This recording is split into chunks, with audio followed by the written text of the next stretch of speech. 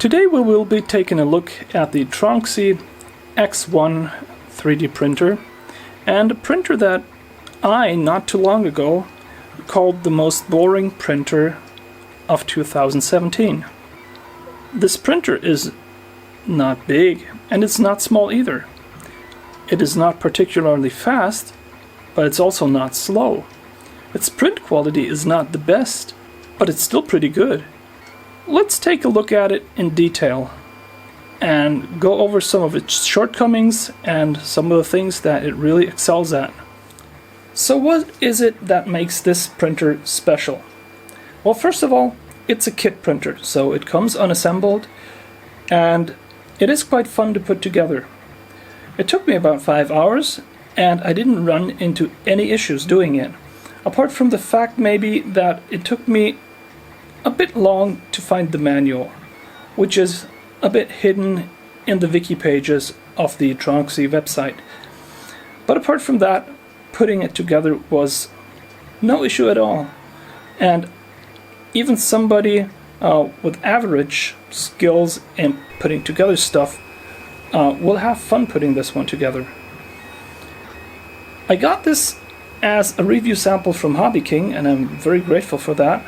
And I've already done a written review about this, and I wanted to finish this off with this video because I think this printer is really one of the surprises of 2017. It is so nice that you can actually have fun with it without spending a lot of money, and it just works. Now if we take a look at this simple test print, we can already see that it does quite good in a lot of aspects.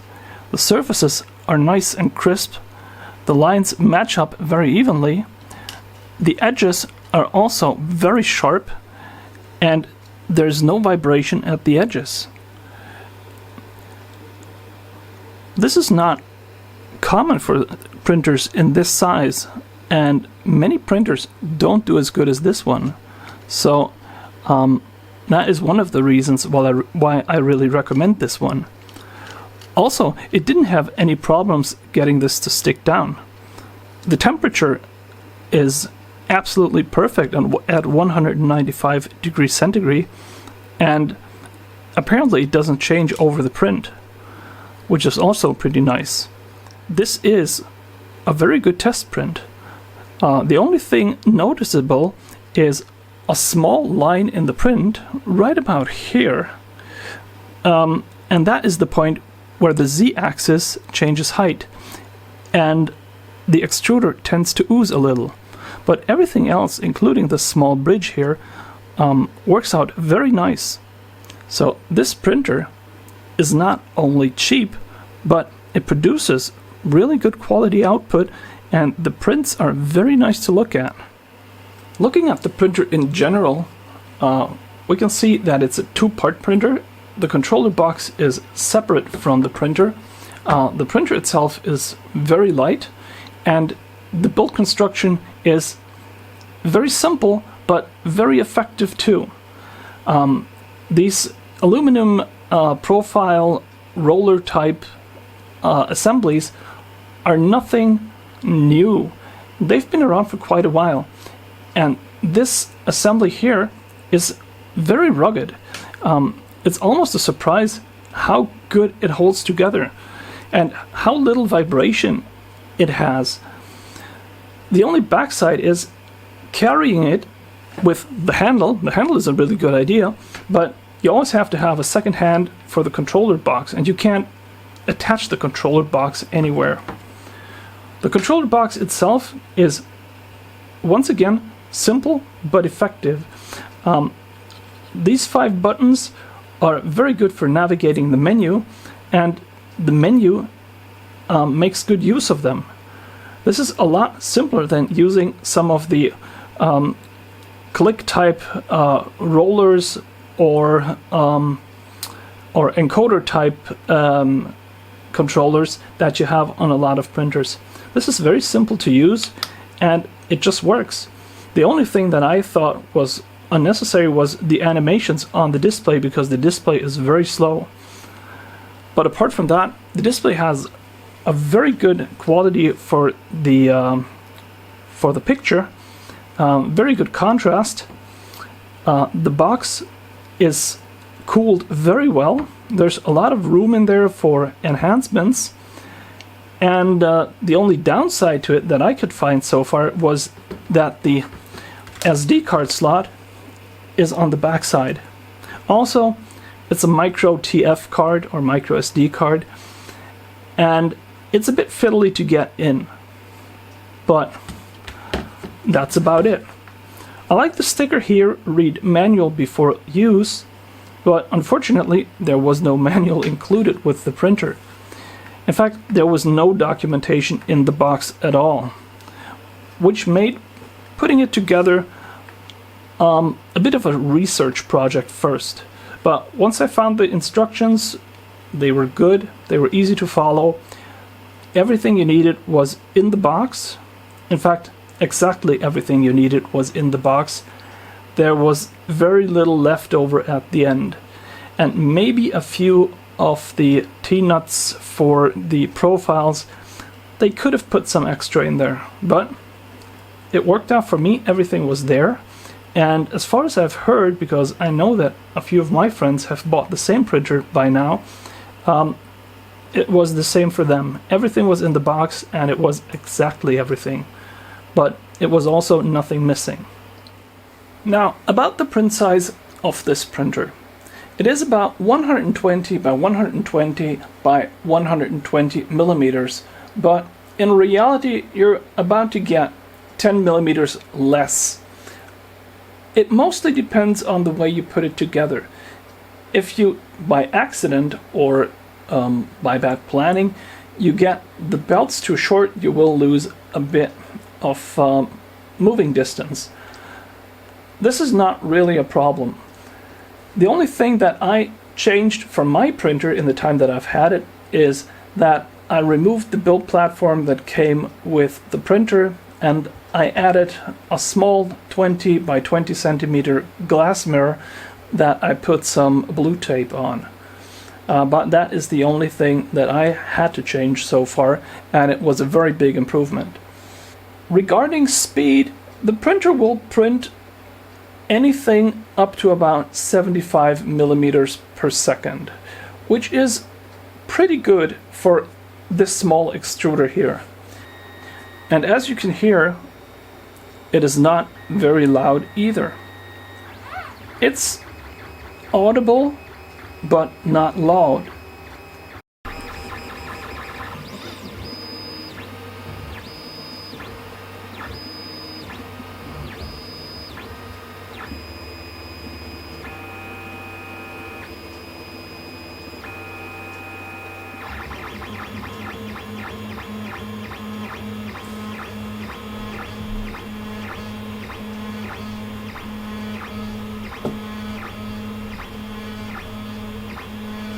One of the other things that I like very much about this printer is the Bowden Driver that is attached to it.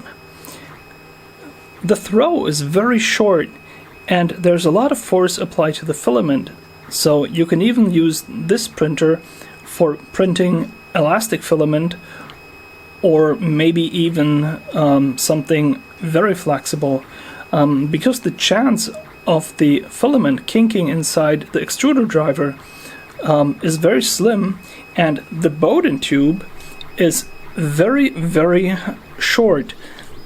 That makes for excellent printing quality, and also enables you to have much shorter retract on shift or retract on move settings in the slicer. That works very well.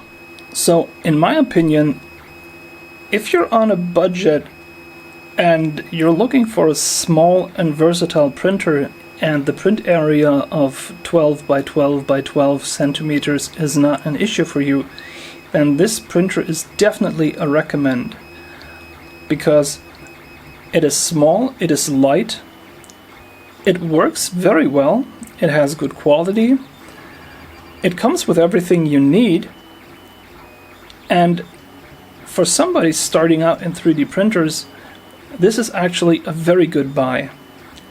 especially because in the last few months a community has founded itself around this printer, and modifications such as a heated build plate or cooling for the print bed or anything like that is discussed very much in those forums, and a lot of modifications have already made it to Thingiverse and other sites, so that is definitely an upside, and a lot of people are reporting very good results with this printer, so I'm not just a lucky one. What are the electrics that make up this little printer? We have an NEMA 17 stepper for the Y-axis, a NEMA 17 stepper for the X-axis, another NEMA 17 stepper for the extruder driver, and the Z-axis stepper is also a NEMA 17. So everything is pretty much standard and pretty similar across the whole machine. The diameter of the nozzle is 0.4 millimeter, which is basically standard for all the printers that you're getting right now. I could imagine making this a 0.3 millimeter printer, and that would probably work pretty well too. That's a pretty viable option for this one because it appears to be positioning very good. Now I will be adding a bit more footage about test prints and some examples at the end of this video. For now, this is the end of the review. Thank you very much for watching, and bye bye.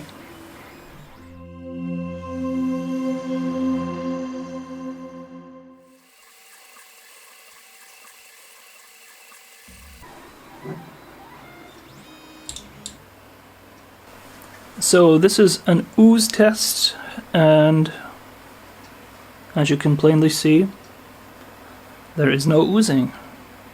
The retraction settings are 3 millimeters at 30 millimeters per second right now.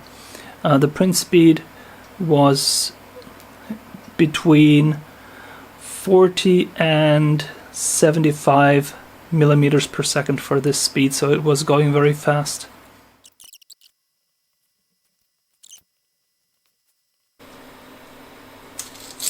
Here we go. Did we rip it? Yes. Not too bad. So this print shows multiple factors like overhangs, free overhangs on one side, encased overhangs,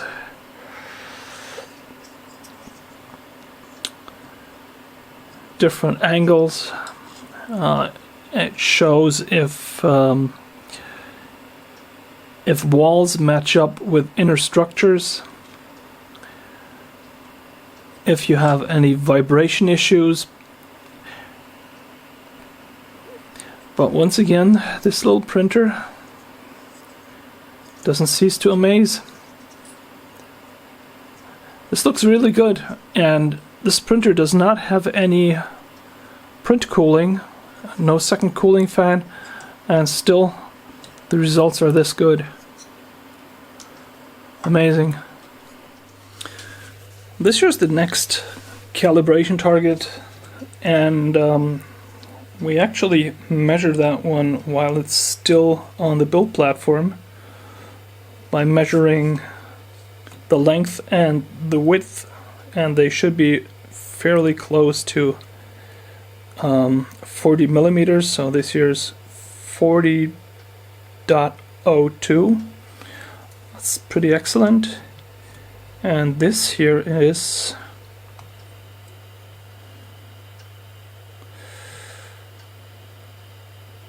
40.2.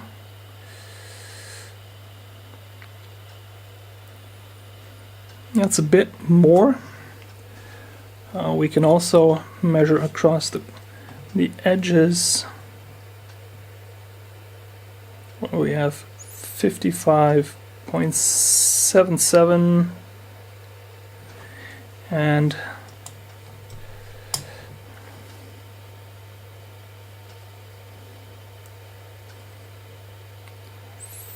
56.61. So there is a slight error in either in the y-axis, which could be caused by the fact that the y-axis belt is not entirely straight between pulley and table. That could be an issue, or there might be a small error in the perpendicularity of the table and the x-axis and the y-axis. Maybe, but that error is so small we can just live with that. That is still very good. So for the last test, we're going to print a small figurine of Arya the Dragon from Luby. That's going to take some time, but that is a print that shows us if all the setup work was correct. All of the other prints are very nice, so like the oozing test shows no oozing. Overhangs, dangling edges, and close to impossible angles look really good. So do the surfaces. The basic testing print was also very good. Oops. A lot of people ask me, what do you learn from this print? So I'll just show you real quickly. We know that this printer has a 0.4 millimeter nozzle.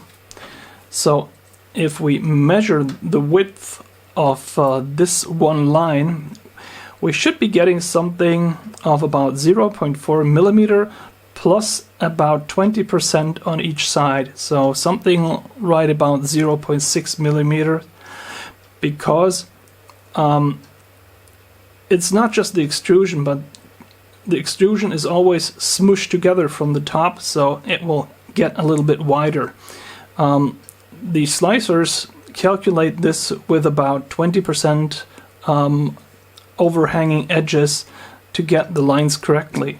So if we measure something like 0.6 millimeters at one line, we know that the slicer is going to work correctly. So measuring this, we get 0.62 millimeters. So we can assume that the slicer is going to work correctly. If this was something like 0.7 or 0.8 millimeters, we would have to reduce the flow of filament until it is about 0.6. Something like 0.58 would be optimal, but a lot of 3D printers over extrude a little because it just makes the surfaces seem so much nicer, and I kind of stick with that too. So this is really nice print, and if you go really fast with these, you can also see vibrations on the edges, and other errors just tend to show up, like z-axis wobble and loose edges or excessive slack that would cause this line to be very washed out. So I really like this test print. So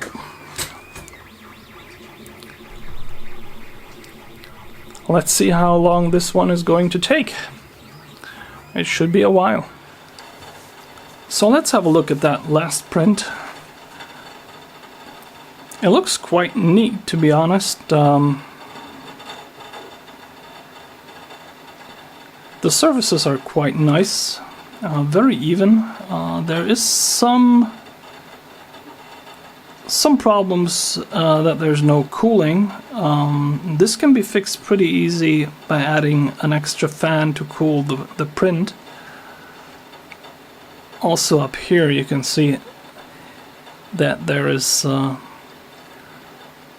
some spludging, but as I said, this can be taken care of quite easily, and this type of print is pretty hard for this printer to do. but the surfaces and the body and the back and everything looks very acceptable.